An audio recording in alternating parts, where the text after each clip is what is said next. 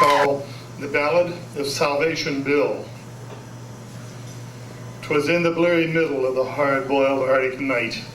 I was lonesome as loon, so if you can, imagine my emotions of amazement and delight when I bumped into that missionary man. He was lying lost and dying in the moon's unholy leer, and frozen from his toes to fingertips. The famished wolf pack ringed him, but he didn't seem to fear as he pressed his ice-bound Bible to his lips.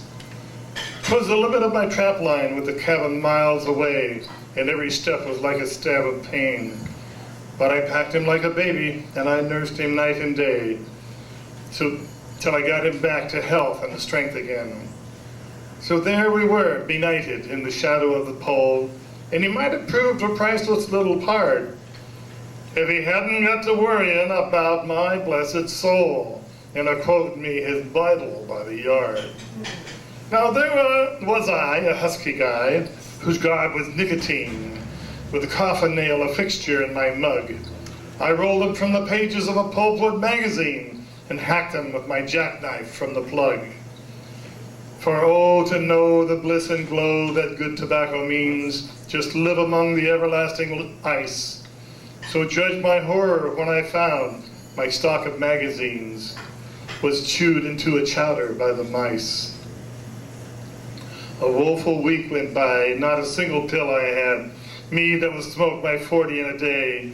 I sighed, I swore, I strode the floor, I felt I would go mad. The gospel plugger watched me with dismay.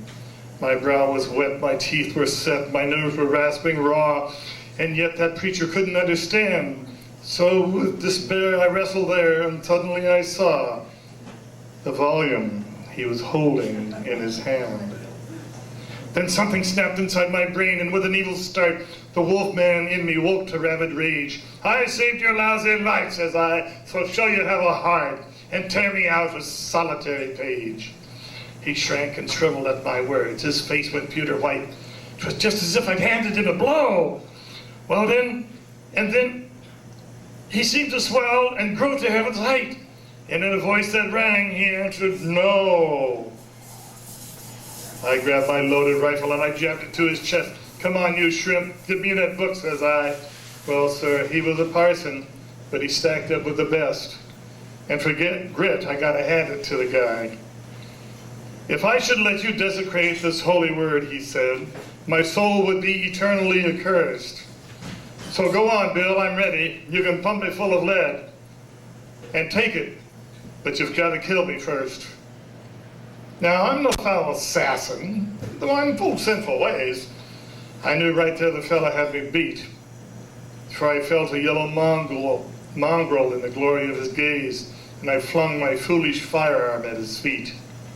Then wearily I turned away and dropped upon my bunk, and there I lay and blubbered like a kid. Forgive me, pard, says I at last, for acting such a skunk, but hide that blasted rifle, which he did.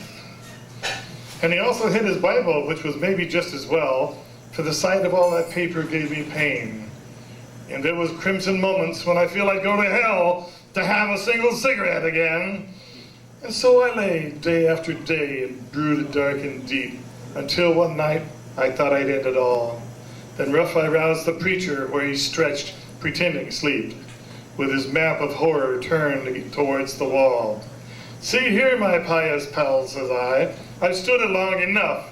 Behold, I've mixed some strychnine in a cup, enough to kill a dozen men. Believe me, it's no bluff. Now watch me, for I'm gonna drink it up. You've seen me bludgeoned by despair through bitter days and nights, and now you'll see me squirming ere I die. You're not to blame. You've played the game according to your lights, but how would Christ have played it? Well, goodbye. And with that I raised the deadly drink and laid it to my lips, and he was on me with a tiger bound. And as we locked and reeled and rocked with wild and wicked grips, the poison cup went crashing to the ground. Don't do it, Bill, he spun. He madly shrieked. Maybe I acted wrong. See, here's my Bible. Use it as you will. But promise me, you read a little as you go along? You do? Then take it, brother. Smoke your fill. And so I did. I smoked and smoked. I smoked from Genesis to Job. And as I smoked, I read each blessed word. While in the shadow of his bunk, I heard him sigh and sob. And then a most peculiar thing occurred. I got to reading more and more and smoking less and less, till just about the day his heart was broke. Says I, "Here, take it back, my lad. I've had enough, I guess. Your paper makes a mighty rotten smoke." So then and there, with plea and prayer, he wrestled for my soul. But God was good, and I was racked and ravaged by regret. But God was good, for lo, next day, there came the police patrol with paper for 1,000 cigarettes. So now I'm called Salvation Bill. I teach the living law and ballyhoo the Bible with the best. And if the guy won't listen, why, I sock him on the jaw and preach the gospel sitting on his chest.